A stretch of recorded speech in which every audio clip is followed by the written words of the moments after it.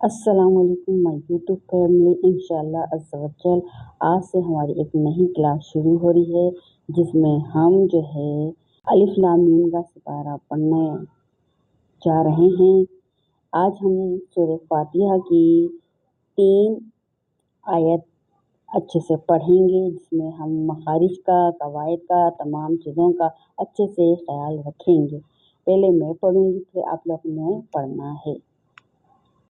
बिस्मिल्लाहिर्रहमानिर्रहीम अल्हम्दुलिल्लाहि रब्बिल आलमीन अर्रहमानिर्रहीम मालिकी यौमिद्दीन।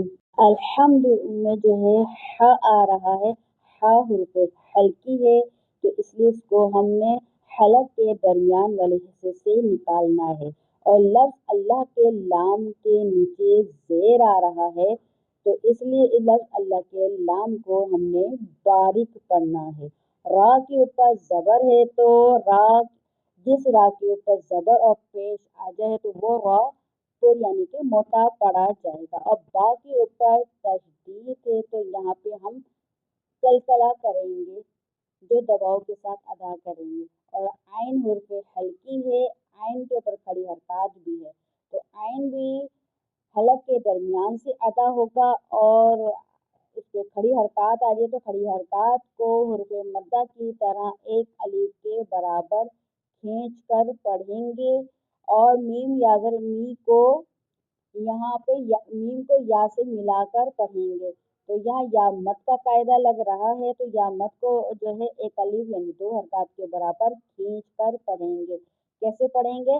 अल्हम्दुलिल्लाहि रब्बिल आलमीन, यानी आइन को खींचना है और मीम याज़र मी को खींचना है। ठीक है। इसी तरीके से अर्रहमानिर्रहीम के ऊपर रा के ऊपर रा के ऊपर ज़बर है तो इस रा को हमने पुर पढ़ना है। और मीम के ऊपर खड़ी हरकत आ रही है तो मीम को हमने खींचना है।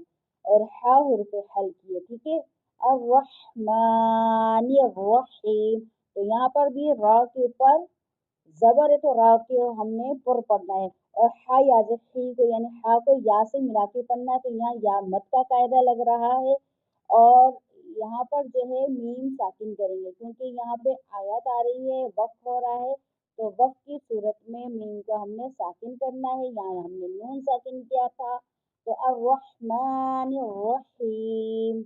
और तीसरी आयत में है मीम के ऊपर खड़ी हरकत है तो मीम को खींचेंगे जबकि लाम और काफ को बिना खींचे पढ़ेंगे। कैसे पढ़ेंगे? मालिकी। अब या को वाव के साथ मिलाकर पढ़ेंगे लेकिन यहाँ पर वाव लीन हो रहा है तो लीन को बिना खींचे बना झटके दिए मअरूफ पढ़ेंगे। कैसे पढ़ेंगे? यऊ। फिर मीम दाल से मिल रहा है, दाल और फिर कलकला है क्योंकि दाल के ऊपर तशदीद आ रहा है तो यहाँ पे कलकला करेंगे। यौमिद, यौमिद। फिर दाल याज़र दी, दाल को या से मिलाएंगे क्योंकि यहाँ पे या मद का कायदा लग रहा है। या मद को हमने एक अलीफ यानी 2 हरकत के बराबर खींच के पढ़ेंगे। कैसे पढ़ेंगे? मालिकी यौमिद्दीन। ये 3 आयतें मैंने आपको पढ़ाई हैं, यकीनी तौर पे आपको बहुत अच्छे से समझ में आया होगा। अगर आज की पढ़ाई आपको अच्छी लगी हो तो लाइक करें, शेयर करें और सब्सक्राइब करें और हमें अपनी दुआ में याद रखें।